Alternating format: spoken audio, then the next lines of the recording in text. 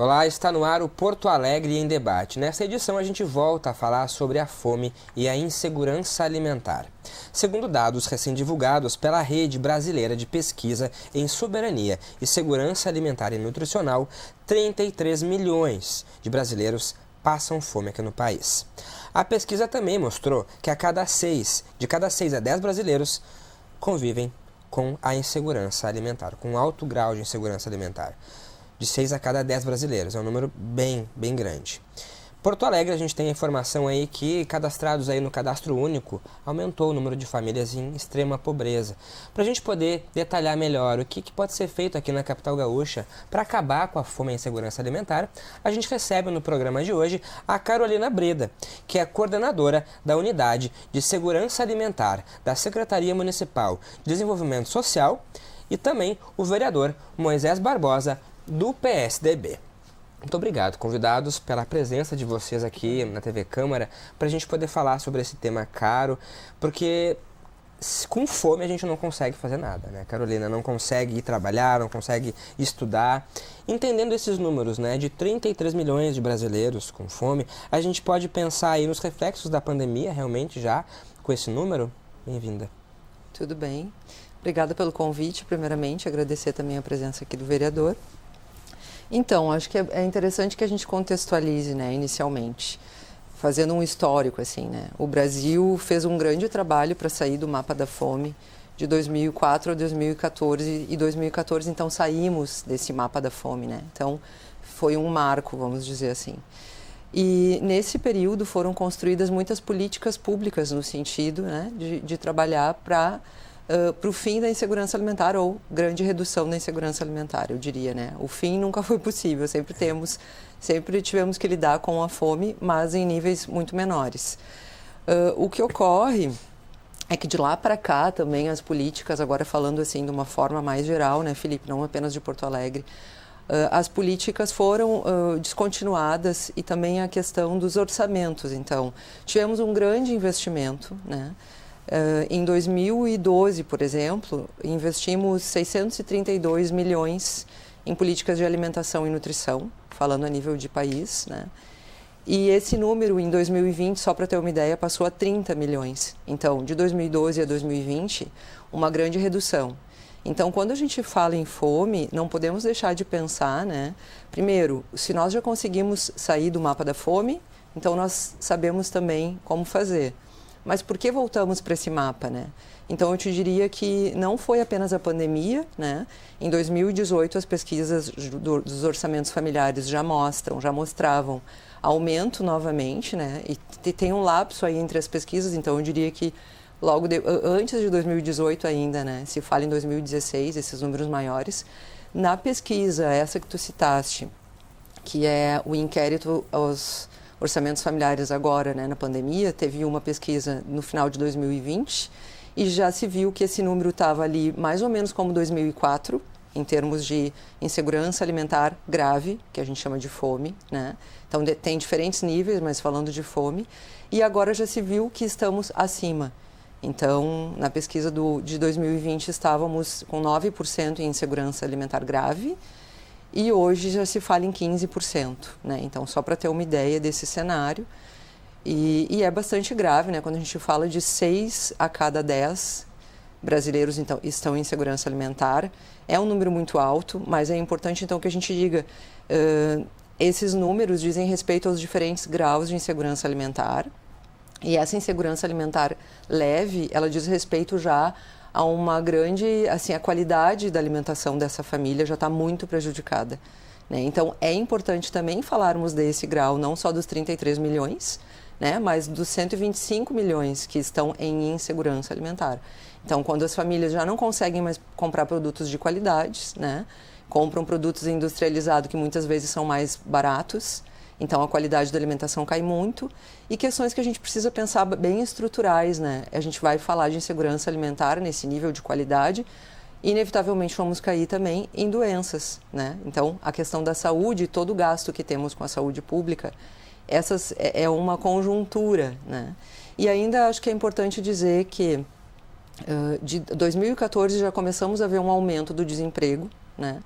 Então, trabalhos informais, a questão do próprio salário mínimo, políticas que atuem nesse sentido reduzidas também, né, para que a gente tenha sempre essa inflação sendo ajustada, vamos dizer assim, isso já não acontece, políticas que venham intervir nisso. E essa informalidade e desemprego também repercute diretamente nessa insegurança alimentar. Então, acho que são duas questões. Esse desmonte, de alguma forma, das políticas de segurança alimentar, mas também uma questão que é estrutural, né? Que a gente tem que falar de desigualdade, tem que falar de acumulação de renda, né? Como é que a gente redistribui essa renda. Então, estamos falando de emprego também e de renda, claramente, né? Então, algo que a gente precisa pensar muito além do município. Enquanto país, como é que a gente vai lidar com isso? A pandemia só agravou a situação, mas é algo que já vem sendo construído de alguma forma antes. Realmente evidenciou a problemática que a gente convive há muito tempo aí, né, vereador? E o senhor também, enquanto legislador, até também enquanto uma pessoa que trabalha diretamente com as pessoas, né, através do voluntariado também da sua ONG, como é que tem visto essa situação de perto, assim, e os limites também que o vereador pode, né, atuar nesse sentido? A pauta é uma pauta que todo dia ecoa aqui na Câmara de Vereadores, né? A gente tem visto nos últimos anos, os dados são realmente alarmantes, né? A gente tinha esse é um dado novo que foi dividido aqui, mas já em fevereiro os dados de ter 9%, agora é 12%, né? Mas já em fevereiro já se tinham, para a gente ter uma ideia da escala, né? 2018 a gente tinha um percentual, era acho que 9 milhões, 2020 foi para 19 milhões, ou seja, quase 20 milhões. E agora a gente tem 33 milhões. E o que era 112 passou a ser 125 milhões. É uma escala assustadora, né? Aqui em Porto Alegre a gente viu antes da pandemia 2 restaurantes populares, né, de contribuição de R$1, R$2 serem abertos antes da pandemia. Não dá para colocar a culpa toda na pandemia. Porque aqui a gente tem visto que tudo agora é culpa da pandemia. Claro que a pandemia agravou nessa curva vertiginosa a questão das pessoas perderem alguns trabalhos de informalidade. Na Malucos do Bem a gente notou um aumento de necessidade de solicitações de cesta básica, de ajuda que a gente vinha tendo um número X, isso aumentou bastante. Agora a gente tem que também se dar conta que a falta de planejamento, seja no município, no estado, no país, ela, infelizmente no Brasil, às vezes, ela é recorrente. Então essa crescente vertiginosa, aqui em Porto Alegre, a gente não tem um número específico, a cidade de Porto Alegre é tanto, até é importante que a gente diga isso, a FASC tem feito, a Fundação de Assistência Social tem feito o seu trabalho aqui nessa casa, solicitando um número crescente também de cestas básicas. Existe um déficit, seria importante aqui o pessoal da FASC sempre deixar público, né, esse número, para que a gente possa, como vereador, destinar, talvez através de emendas impositivas, ou na votação do orçamento, destinar mais recursos para a área social, para que esses recursos cheguem na ponta, né.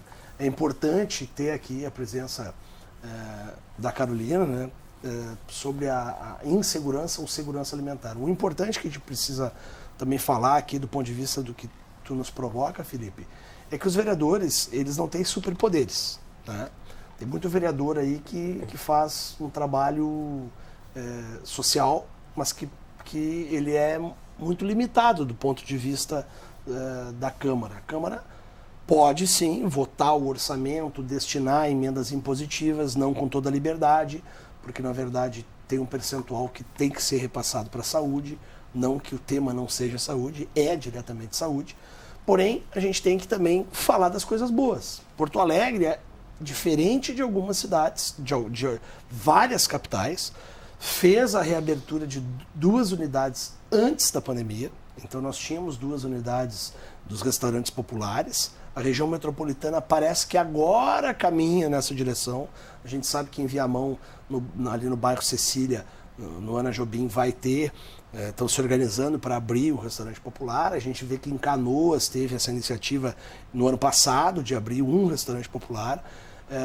Mas Porto Alegre teve 2 antes da pandemia, 3 durante a pandemia, né? Que daí não era bandejão por causa do contato das pessoas, são muitos moradores de rua que inclusive vêm para a cidade. Não é só morador de rua que tem que ter acesso à alimentação. Então, somando esse público de milhares e milhares de pessoas que estão em Porto Alegre, a gente tem 5 locais, se não me engano, acho que talvez 6 agora, com a unidade da Zona Norte, que foi inaugurada ainda, acho que no final do ano passado, início desse ano. Então, assim, Porto Alegre tem as unidades de restaurantes populares. O grande desafio é a gente se planejar, programar, ajudar o Poder Executivo, que é quem atende a ponta. Agora, sem a percepção da sociedade, dos 3 setores da sociedade, é muito difícil. Por que eu falo dos outros setores da sociedade e não só dos órgãos públicos? A gente tem aqui a chance de falar nesse momento de desperdício alimentar, a gente tem a chance de educação alimentar, a gente tem a chance de falar também sobre as entidades que são conveniadas com a prefeitura, que atendem a população carente. Então a gente tem muito trabalho pela frente. Agora, não dá, e não estou dizendo que a prefeitura aqui, que o governo atual, nem o atual do prefeito Melo, nem o de antes, do prefeito Marquesan, esteja colocando a culpa toda na pandemia. O que nós precisamos fazer é, com a ajuda de profissionais qualificados, dedicados, como a Carolina, como a equipe que trabalha junto com ela, com a prefeitura, com a FASC, em cima de dados, né, a gente fazer um trabalho de aumentar, sim, a destinação de orçamento, que é o que o vereador pode fazer aqui, e pedir que os colegas cada vez mais se engajem separadamente, como é o caso da Malux do Bem, em ações sociais, etc.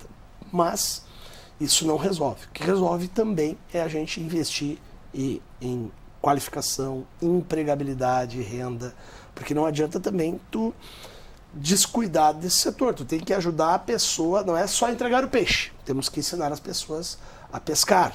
Eu me lembro, e encerro aqui para não ser muito nesse primeiro momento, eu me lembro que no governo Marquesan teve um projeto para os moradores de rua, muito bem feito, a criação dos CAPs adequados, da questão da dependência, que tem um alto índice de moradores de rua que são dependentes químicos e que sofrem algumas coisas.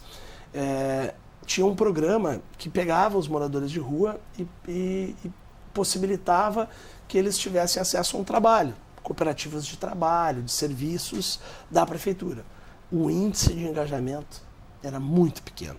Então essas questões todas estão no escopo. A gente precisa também cuidar da inserção no mercado de trabalho dessas pessoas que não têm tanta qualificação. No meio desse assunto também se fala muito também da possibilidade da prefeitura poder oferecer, né, Carolina, crédito também, né, para que as pessoas tenham a liberdade e a independência de poder comprar também a sua alimentação, seus produtos também, né, não só sobrevivendo através de doações, né, comprando aquilo que se quer realmente, né, usufruir. E disso que o vereador trouxe aí, muitas coisas importantes aí, né, essa reflexão inicial aqui, nós temos aí, né, bons exemplos de restaurantes, né, populares à disposição. Com a pandemia, cestas básicas também foram distribuídas, teve auxílio do governo federal. Como que a situação de lá para cá ela se manteve nesse sentido, Carolina? Então, complementando essa informação, né, dos restaurantes que o Moisés já trouxe aqui, realmente abrimos 2 restaurantes em 2019. Então, só para contextualizar, uma mudança de modelo que a gente considera importante, porque tínhamos apenas um restaurante no centro da cidade, né? Então, passamos a ter nos bairros e abrimos 2 em 19, abrimos 2 em 2020 e abrimos 1 em 21. Então, temos 5 restaurantes hoje e com a perspectiva desse ano ainda, até o final do ano, abrirmos o 6º restaurante. E acho que foi um ganho para a população. Os perfis são diferentes, né? A população que acessa o restaurante no centro é um número maior de população em situação de rua, mas temos famílias muito vulneráveis nos bairros que, então, nesse momento, conseguem também ter essa alimentação. É uma das formas de garantir. Então, os restaurantes populares são uma das políticas da segurança alimentar, que eu havia referido às quebras de orçamento, né? Inicialmente, quando nós abrimos o nosso restaurante aqui, o primeiro restaurante, que era no centro, era com verba, com recurso do governo federal. Depois passamos a ter um recurso do Estado, que complementava, E já há algum tempo, então, temos apenas o recurso do Tesouro. Então, o Tesouro do município, o município não deixou de, né, enfrentar a situação, manteve o restaurante. Ficamos com o restaurante fechado um pequeno período em função da troca do tipo de gestão. Então, é um investimento que realmente o município fez, continua fazendo, né, com a abertura de mais um esse ano. A questão das cestas básicas também, um dado que já foi bastante trazido aqui, talvez pela FASC, né? Mas que nós atendíamos, então, 900 cestas básicas por ano, passamos a entregar na pandemia 10 mil cestas básicas. E agora estamos fazendo uma mudança, né, Felipe, da entrega para os cartões, de cesta básica para os cartões. Então, essa migração já está ocorrendo, né? Reduzindo o número de entregas de cestas e vendo a possibilidade de quais são as famílias que podem gerenciar esse cartão. Então, acho que isso é muito importante, ter o perfil da família que vai receber o cartão e o perfil que ainda necessita da cesta. O cartão, ele tem um valor, né? A gente sabe que cada vez a cesta básica está mais cara, então tem essa questão também que o valor é de R$200, mas hoje acaba sendo um valor que é baixo. Então, agora o vereador está trazendo aqui a perspectiva de colaboração e recurso, né, no sentido dos envios de recursos. Acho que é importante pensar na qualificação do valor desse cartão, pensando na qualificação também do que se pode comprar, né? Então, aumentar esse valor seria uma forma também da gente qualificar. E outra coisa que estamos trabalhando no sentido de treinar os técnicos e orientar a população para termos uma educação alimentar e nutricional que começa a partir da entrega desse cartão. Então, com discussões nos grupos coletivos, né, que ocorrem nos atendimentos a famílias, por exemplo, no CRAS, que a gente consiga orientar essa família no que ela vai usar esse recurso para alimentação, né? Porque isso é uma questão, quando a gente está falando de insegurança alimentar, eu já expus antes, a gente está falando também de qualidade do que a gente consegue acessar. Então, orientar a família, claro que nós sabemos dessa dificuldade também, o que se compra com esse valor, né? Mas essa orientação ela tem que vir de todos os lados, inclusive quando a gente entrega esse cartão. Mas falando de escolas, né? Educar as crianças também é indiretamente educar as famílias. Então, nesse sentido, o trabalho vou falar de um programa importante para a segurança alimentar, que é o Programa de Alimentação Escolar, né, o PNAE.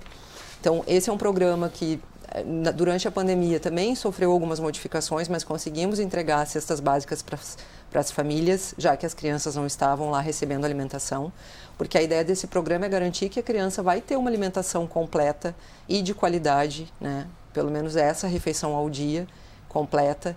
Então, a ideia é que agora a gente consiga retomar, intensificar esse atendimento nas escolas, educar as crianças e as famílias também no sentido de escolha. Então, é um programa bastante importante para a segurança alimentar. E eu acho que eu já vou aproveitar aqui para falar mais alguma coisa nesse sentido, né? Que a gente está falando de cesta básica, cartão, o programa de alimentação escolar. Vou trazer aqui a informação do programa de aquisição de alimentos, né? Que é um outro grande programa, então, da segurança alimentar, que infelizmente também teve os seus recursos reduzidos. Então, hoje, esse programa a nível federal, ele já não tem mais recursos sustentáveis, ele tem recursos eventuais, normalmente provindos de emendas parlamentares, e Porto Alegre recebeu um recurso, então, desses eventuais de emenda, e estamos executando até agosto, então 250 mil para comprar da agricultura familiar. Então, esse programa ele pressupõe beneficiários na ponta que recebem os alimentos, né, entidades socioassistenciais, mas também os produtores que recebem, então, para entregar os seus alimentos, aumentam a sua produção, conseguem se organizar justamente para ter uma produção para entregar. E aí, como eu disse, vamos executar até agosto. Mas no meio do caminho, foi sancionada uma lei de criação de um programa de aquisição de alimentos. Então, nessa mesma lógica de comprar da agricultura familiar, sancionamos uma lei de um programa municipal em março. Até a gente pode detalhar um pouco mais podemos. esse projeto, até porque logo a gente vai ter a participação da vereadora Laura Cito, que foi a autora do projeto também, para poder também dialogar junto com a gente sobre isso. E antes disso, Carolina, vereadora, a gente fala de ações aí, estratégias, né? Se a gente falou muito também, né, Carolina, da possibilidade da dificuldade, na verdade, de não termos, né, um orçamento, a gente está vendo um exemplo aí, mas um orçamento específico para alimentação, né, contínuo, para a gente poder ter uma distribuição um pouco melhor. São ações muito pontuais, né? E a possibilidade, de repente, de um fundo para a fome, né? É também algo complexo, mas que também carece de um estudo técnico também para que isso possa ocorrer também, né? A gente tem uma limitação aqui na casa. Nos últimos anos, da legislatura passada para cá, apenas um fundo municipal, que inclusive eu sempre falo dos colegas e das iniciativas dos colegas. Eu acho muito ruim essa política quando é feita, que tu omite assim, os nomes dos colegas. O colega Pablo Mendes Ribeiro criou e aprovamos aqui, deixou de ser dele, passou a ser da cidade, mas a iniciativa é dele, o Fundo Municipal, acho que da Defesa Civil, né? Sempre quando chega na Procuradoria a criação do Fundo Municipal, há um questionamento se é da iniciativa de vereador criar fundos municipais, porque se trata de um orçamento que seria gerenciado pelo Poder Executivo, né? Eu, por exemplo, sou autor da criação de um Fundo Municipal da Mobilidade Urbana, para tentar receber recursos e combater a alta da tarifa, né? E a gente está numa discussão, porque se o Legislativo pode fazer essa proposição ou não. Estou aguardando ainda os pareceres da Procuradoria da CCJ para ver se a gente leva ao plenário, né?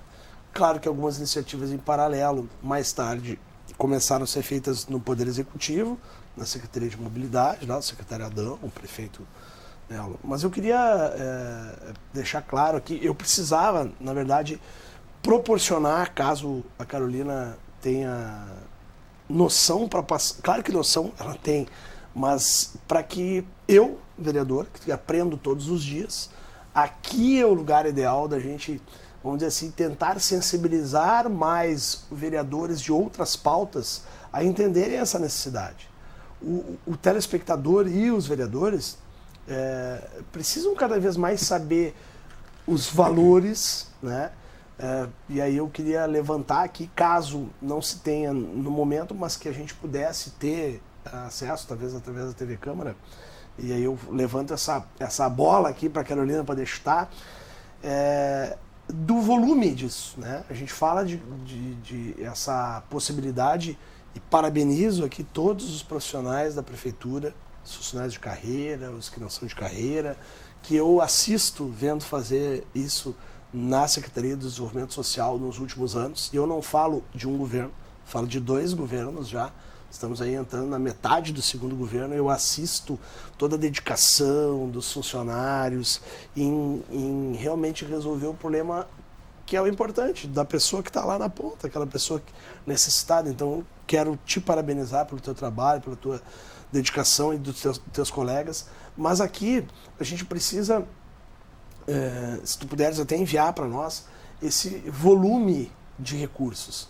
A gente precisa saber mais aqui o número de porto-alegrenses que têm já acesso ao cartão, é R$200.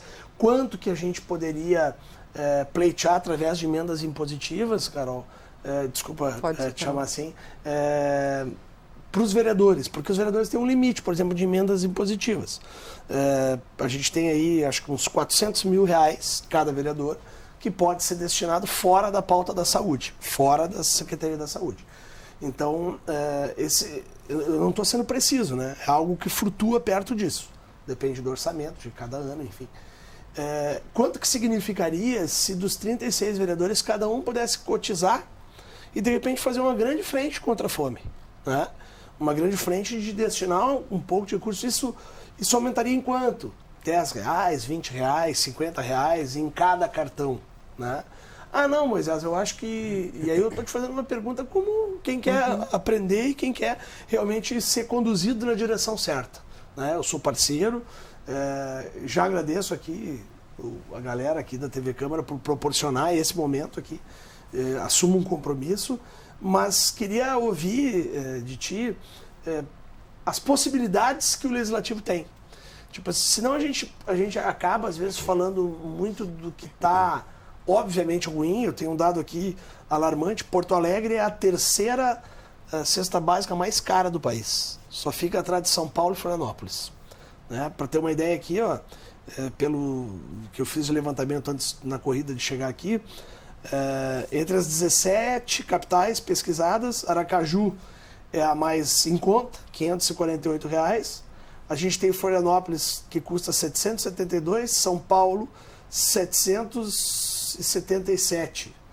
Aqui, o dado daqui, acho que passa 1.000, uma coisa assim. Não. A gente perde para São Paulo e Florianópolis, então deve ser R$770, né, a nossa cesta básica. Então, assim, o que nós, vereadores, do ponto de vista ou seja no cartão, ou seja na cesta básica, ou seja direto para a FASC, né, da assistência social de cidadania, na visão da prefeitura, claro que nós não vamos poder resolver todo o problema, mas esse recurso para a gente também não, vamos dizer assim, não desperdiçá-lo, já que ele é restrito. Na tua visão, qual é o local propício para que aqui na Câmara de Vereadores a gente possa fazer um esforço, de repente, de ajudar lá na ponta, já que é vocês que executam, né, o Poder Executivo. Então, sim, na ponta, do ponto de vista técnico, qual seria a maneira e o local mais adequado para a gente fazer esse esforço? É no cartão ou em outro lugar? Aguarda aí que a gente responde essa pergunta do vereador logo no segundo bloco, aí você continua nos acompanhando. Até já.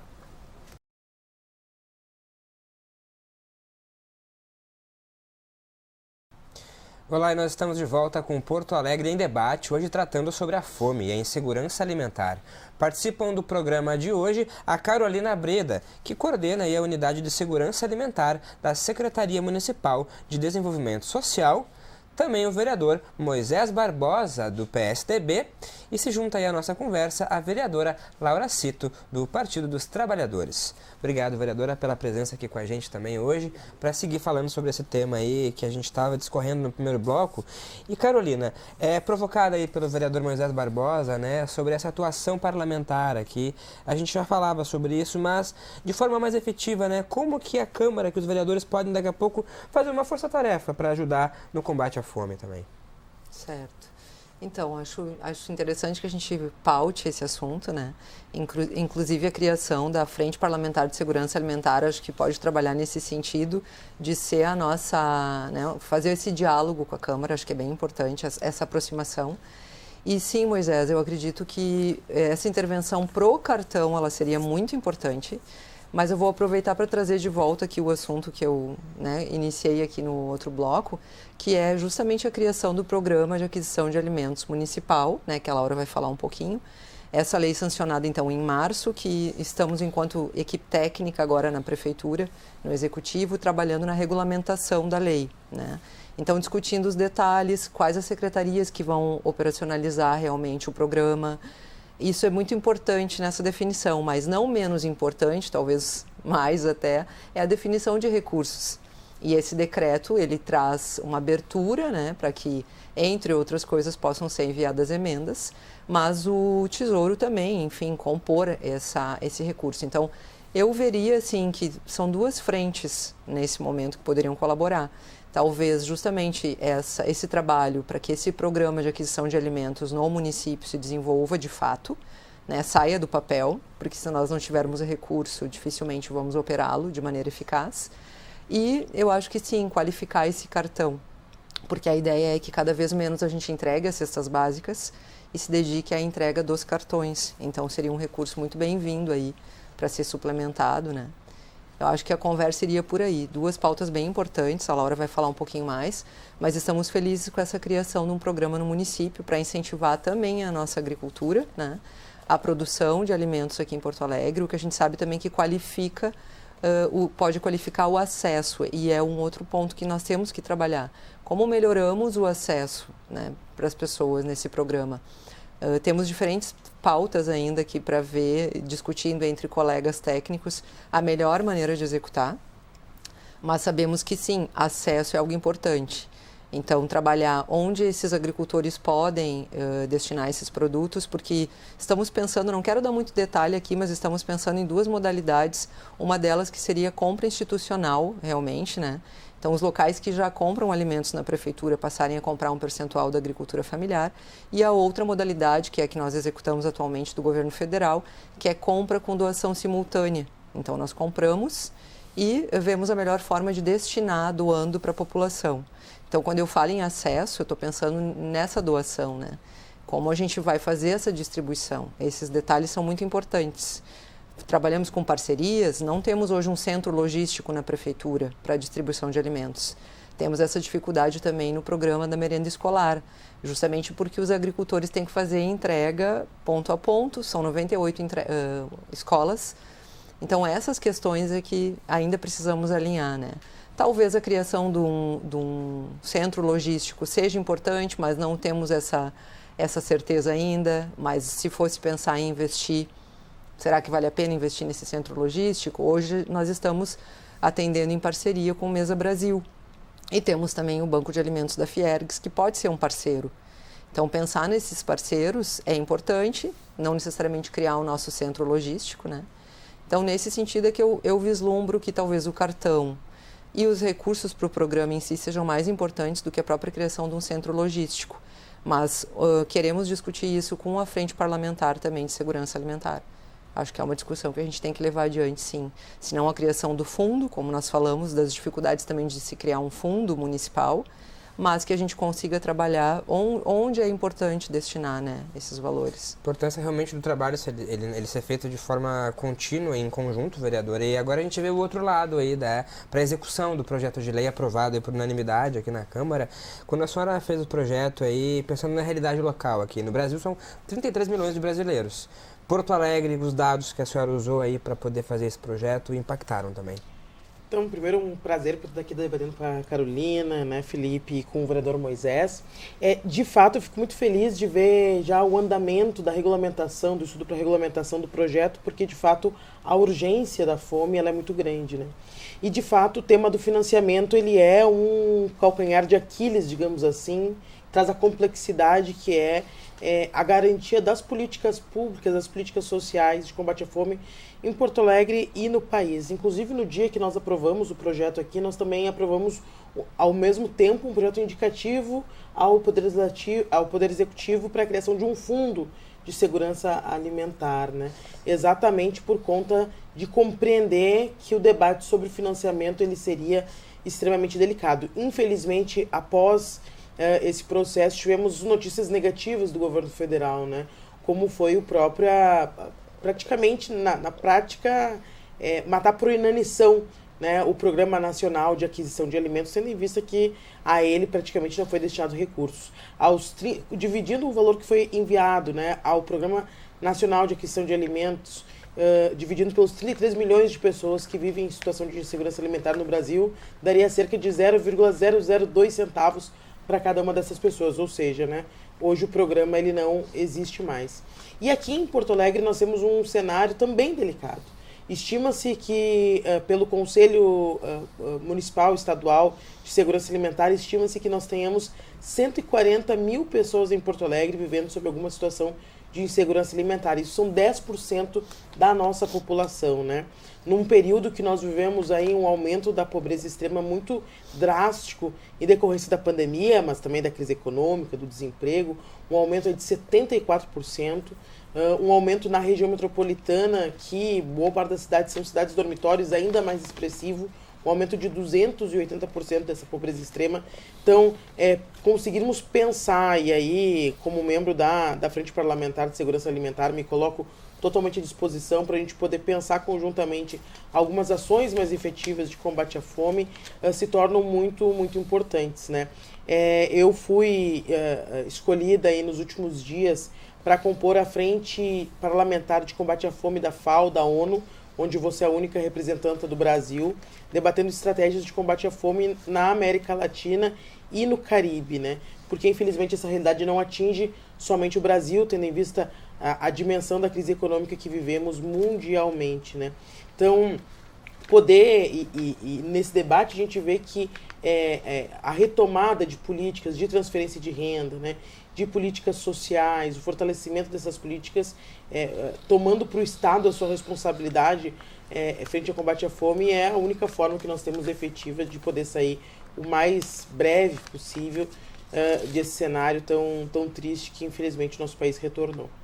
Pois é, vereador Moisés, a gente percebe realmente o esforço, né, e numa pauta como essa não tem lado, realmente, todos querem acabar com a fome, né, mas a gente vê algumas estratégias aí que podem dar certo a curto prazo e outras que dependem mais de trabalho. A gente vê a Carolina falando aí da importância realmente de ter um estudo técnico para isso, né, veja, a prefeitura não tem um centro de logística para isso, né, como fazer isso ser colocado em prática rapidamente também, porque a fome está aí e as pessoas estão precisando logo, né.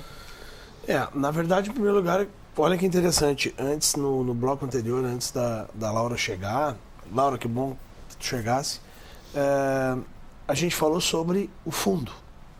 E eu disse aqui, há nesta casa uma interpretação de que fundos municipais, às vezes, não são iniciativa de vereador. Às vezes, essa visão muda um pouco. Ressaltei aqui a criação do Fundo Municipal da Defesa Civil, que foi do colega Pablo Mendes Ribeiro. Falei de outras iniciativas que aqui na Procuradoria e na CCJ tiveram outra interpretação, mas veja que importante. A Laura nos traz aqui que foi aprovado e de iniciativa num caminho que é o caminho que deveria ser o usual, e parabenizo aqui a iniciativa, de que quando se tem dúvida e o teu interesse é que seja criada a solução para a população acima do interesse de ser ou não autor, tu faz um projeto de indicativo. Então a gente tem que fazer o nosso trabalho de fiscalizador, fazer articulação com o Poder Executivo, solicitar ao Poder Executivo que realmente, de fato, exista a possibilidade, a criação, a implementação do Fundo Municipal, que é complementar, como disse aqui a Carolina. É importante que a gente tenha recursos do Tesouro. Nós, vereadores, podemos assumir uma pauta através da Frente Parlamentar.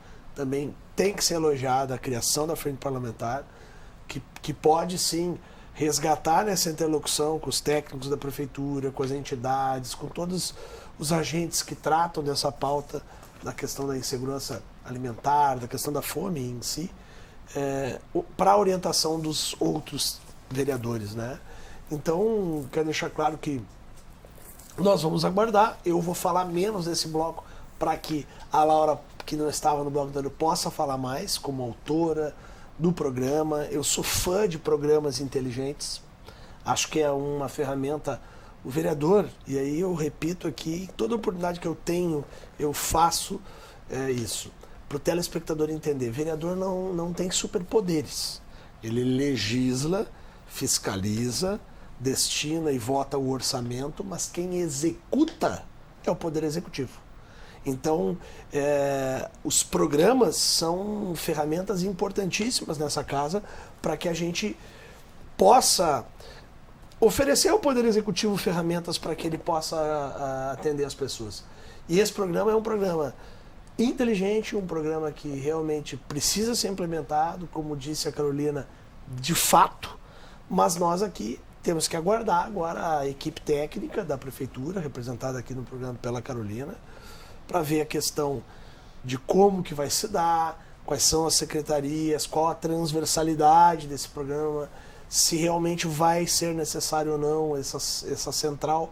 Eu tenho certeza que vários colegas, independentemente de correntes ideológicas, partidos, vários vereadores vão depositar talvez parte das suas emendas impositivas para o programa, seja no cartão, seja no repasse, seja no orçamento, seja na central, mas esse debate tem que ter uma luz maior.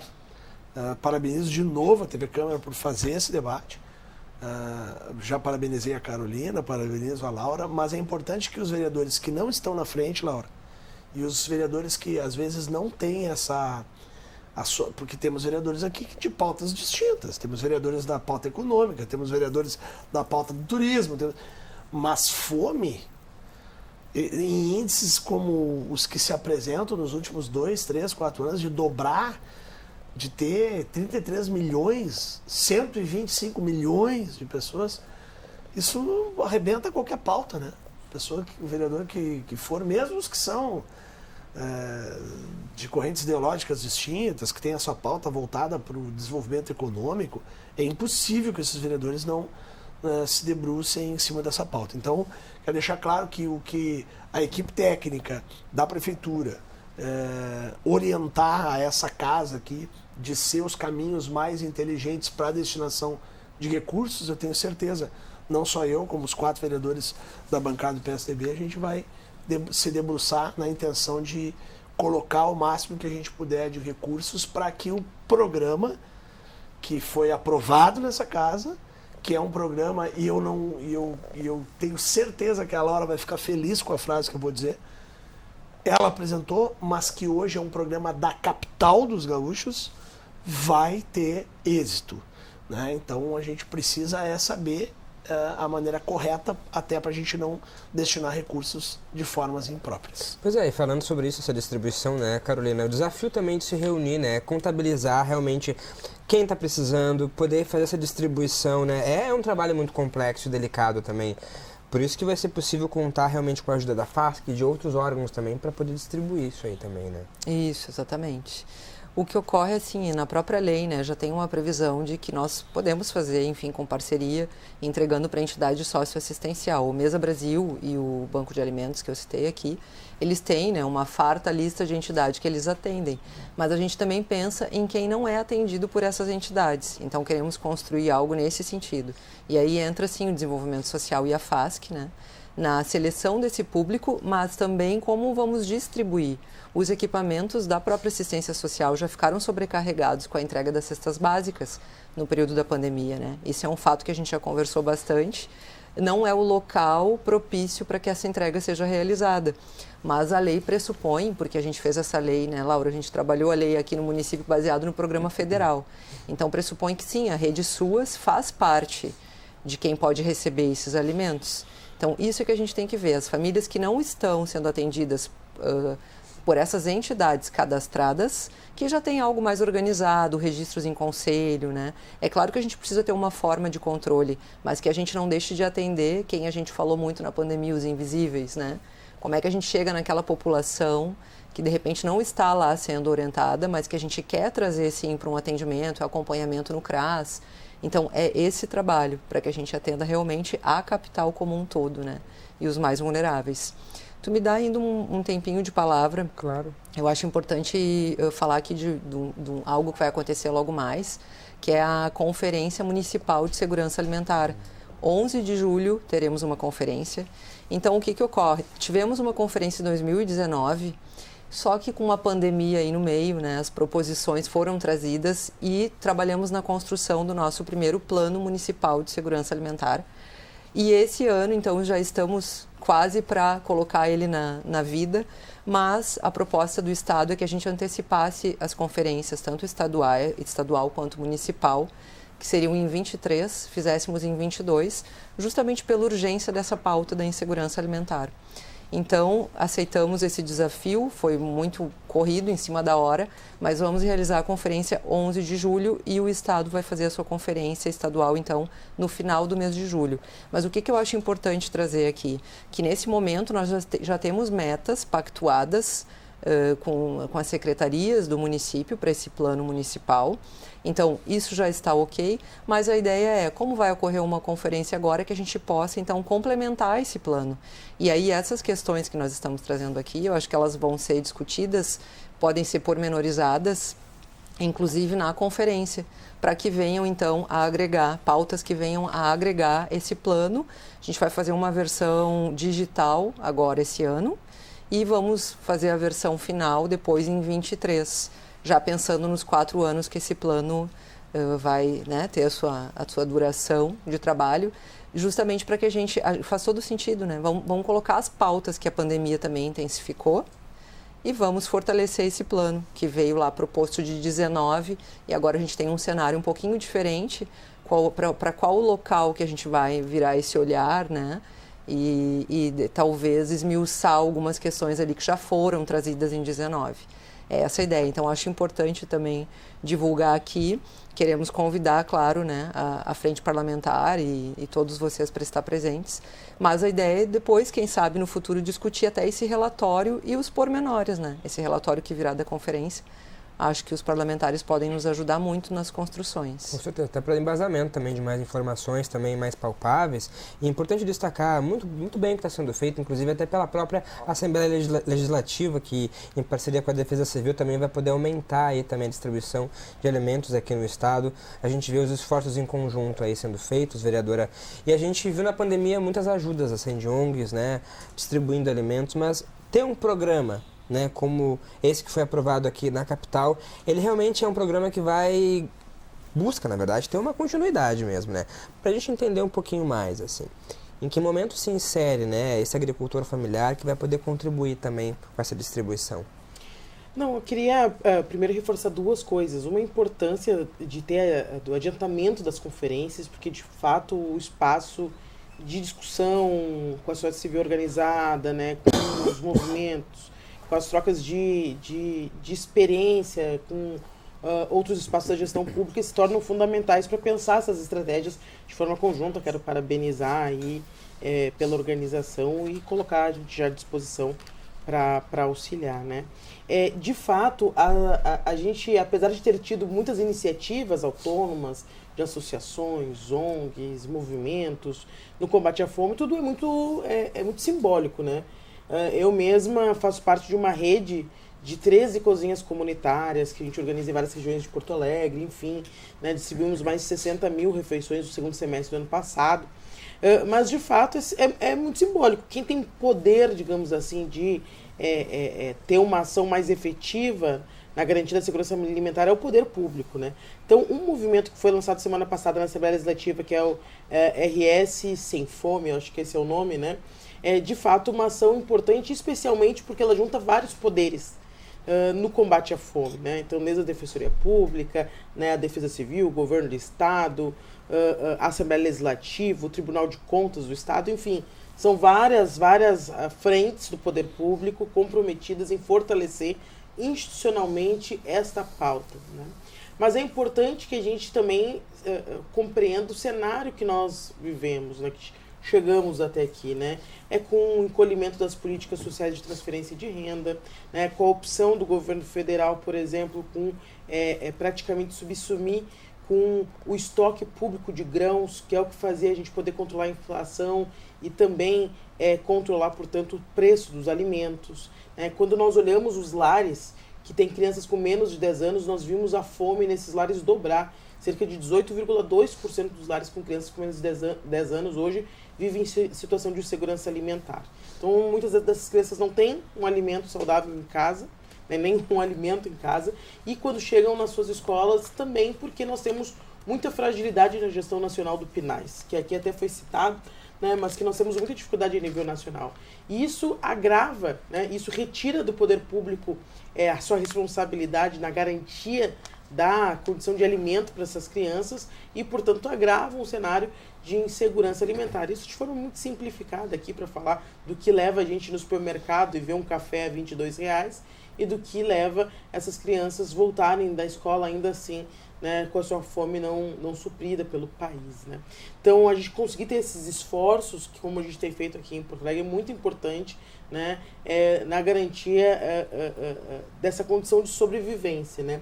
E em relação à agricultura familiar, que é um ponto estratégico, tanto desse projeto que eu tive a grata oportunidade de aprovar, quanto de um outro projeto meu que está em tramitação, que fala sobre agricultura urbana e periurbana, é na garantia também de que estes possam ter a sua condição de sobrevivência também garantida.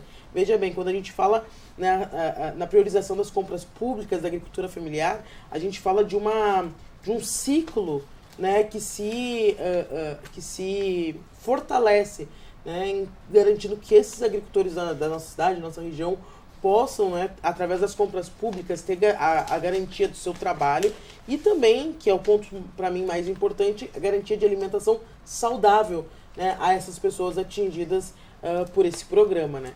Então, aí entra a agricultura familiar e ela tem um papel extremamente estratégico do ponto de vista, inclusive, de desenvolvimento regional. Pois é, a gente percebe realmente também esse desafio de educar, a gente falava sobre isso também, essa educação, né? A gente fala tanto de educação financeira e educação também para alimentação, é uma coisa que a gente também não fala muito, né, vereadora? De poder entender, né, o que alimento que é aquele que a gente pode comer, que vai custar um pouquinho mais caro ali, mas que ele vai ter mais nutrição também. Na sua visão, a agricultura familiar aqui em Porto Alegre, a gente tem aqui a feira orgânica também na Câmara, né? Pode aí também trabalhar em conjunto com isso e vai ser bom para todo mundo também, né? Não, certamente, o que a Carolina disse no primeiro bloco é importante. Essas iniciativas que são inteligentes em todo cada passo, tanto para quem fornece, desenvolver para que os nossos agricultores aqui, sejam pequenos, médios, estimulá-los. Na outra ponta, chegar a um alimento de qualidade, enfim. Realmente eu fico pensando aqui sobre o que é para o pequeno agricultor fazer essa destinação e fazer chegar esse material tão precioso em 98 pontos, que são as escolas, enfim. Eu queria, antes de mais nada, dizer algo importante aqui. Eu falei há pouco sobre vereadores, colegas que têm pautas de desenvolvimento econômico. A fome, ela... é que eu vou poder dizer? Eu tive a infelicidade de ter uma noite na minha vida ter passado fome. Num momento difícil, que até o pessoal daqui da TV Câmara, da Lumière, Laura, sabe um pouco, porque aqui teve... Tu deve ter feito já o programa Trajetórias e tal, eu contei um pouco da minha vida aqui. Quando eu saí de casa, menor, fui para um colégio interno, não tinha para onde ir, enfim. A experiência de passar fome, ela é marcante e tu carrega pro resto da vida, né? Então, eu tive o prazer, vamos dizer assim, de só ter passado fome de verdade, de não conseguir dormir, chorar, uma vez. E eu nunca esqueci e nunca vou esquecer. Então, para os colegas vereadores que se debruçam e acham que isso é uma pauta assistencialista, porque eu também vejo pautas aqui, Carolina, e peço desculpas a vocês duas por essa janela, esse parênteses, mas eu preciso dividir principalmente com quem vai assistir o programa. Existe uma doença ideológica na política no Brasil. Quando tu fala em fazer um programa de combate à fome, tem aqueles caras e mulheres, não importa, né? Isso não é uma questão de gênero, que dizem ideologicamente que isso são programas assistencialistas. Isso é um crime de um tamanho gigantesco. Por isso, várias vezes eu disse que eu não sou a favor do Estado mínimo, que acha, por exemplo, que a fome pode ser resolvida em outro lugar que não através do governo. Não existe isso. E também sou contra aqueles que acreditam que o Estado máximo vai resolver tudo. Também não vai, né? Então eu sou a favor do Estado necessário e é necessário enfrentar esse problema. Agora, eu faço um pedido aqui para o telespectador, para as pessoas que assistem a TV Câmara, que são pessoas com IDH alto, não é todo mundo que se interessa pelas pautas como essa, né, num canal como a TV Câmara, que esse ano é um ano de eleições, a gente preste atenção nas pessoas que acham que programas de combate à fome são apenas formas assistencialistas de cabrestear eleitores. Não é do que nós estamos falando aqui. Existe isso? Claro que existe. Existe na extrema-direita, existe na extrema-esquerda, mas eu preciso dizer isso aqui do lado da Laura, vereadora do PT, do campo ideológico da esquerda, eu que sou do PSDB, num partido social-democrata, que às vezes é rotulado equivocadamente como um partido de direita, de assumir um compromisso público de dizer para essas pessoas, esses colegas, que fazem da pauta da fome uma pauta apenas ideológica, que vocês cometem um desserviço monumental. Então, quando eu disse, Carolina, que eu parabenizo aos técnicos da prefeitura pelo trabalho que se faz, e eu parabenizo a vereadora Laura e os vereadores que entendem a gravidade desse problema, é porque eu tenho um compromisso que extrapola a barreira política, é um compromisso meu.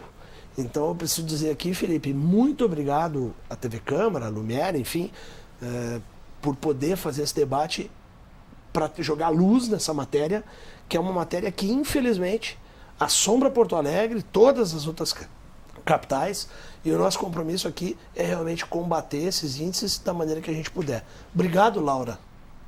De verdade, obrigado. E obrigado, Carolina. Tá certo, a gente vai chegando ao final do nosso programa e agradece. Muito obrigado pela presença de vocês aqui, para a gente poder realmente jogar a luz a esse tema, pensar em estratégias que podem ser feitas. Um minutinho para as considerações finais, por favor, Carolina. Muito obrigado. Obrigada pelo convite, é um prazer estar aqui com vocês discutindo um tema que é tão importante, né? Eu espero que nós tenhamos outros momentos assim. Espero estar com vocês lá na Câmara, porque nós queremos falar um pouquinho desse detalhamento aí do PA também.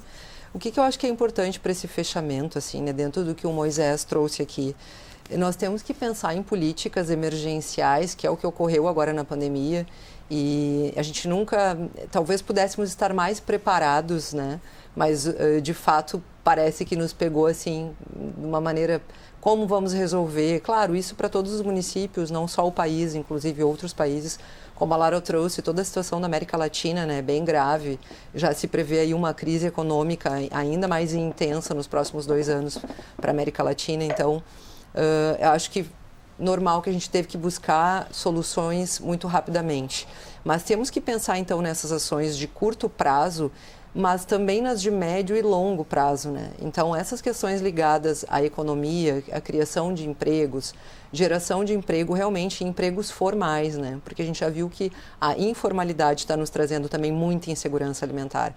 Essa pesquisa mostrou que os lares onde as pessoas têm trabalho informal, eles passam muito mais por insegurança alimentar. Então, essa incerteza, né? Se eu vou comer na semana que vem, se eu vou comer daqui 15 dias, um mês. Então, temos que trabalhar também por isso, que é algo assim de conjuntura geral, né? Município, estado, país.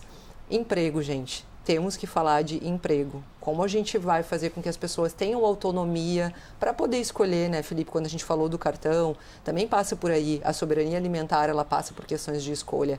Mas a gente sabe que hoje, a curto prazo aqui, a população não tem essa opção.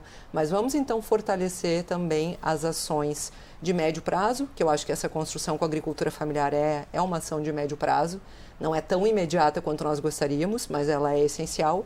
Mas as de longo prazo, que eu acho que passam por questões econômicas aí, né, que transpassa a minha pasta de segurança alimentar, vai para o desenvolvimento econômico, com certeza é um parceiro que a gente pode chamar para uma próxima conversa, desenvolvimento econômico. É verdade, muito importante econômico aí, trabalhando nesse assunto. Obrigado, Carolina Obrigada Breda, também, colegas. coordenando aí a Unidade de Segurança Alimentar da Pasta de Desenvolvimento Social aqui de Porto Alegre.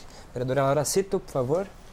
Queria agradecer, Felipe, o convite para estar aqui, a parceria aí com o Moisés, com a Carolina, nos debates que nós temos feito aqui sobre esse tema que é tão importante.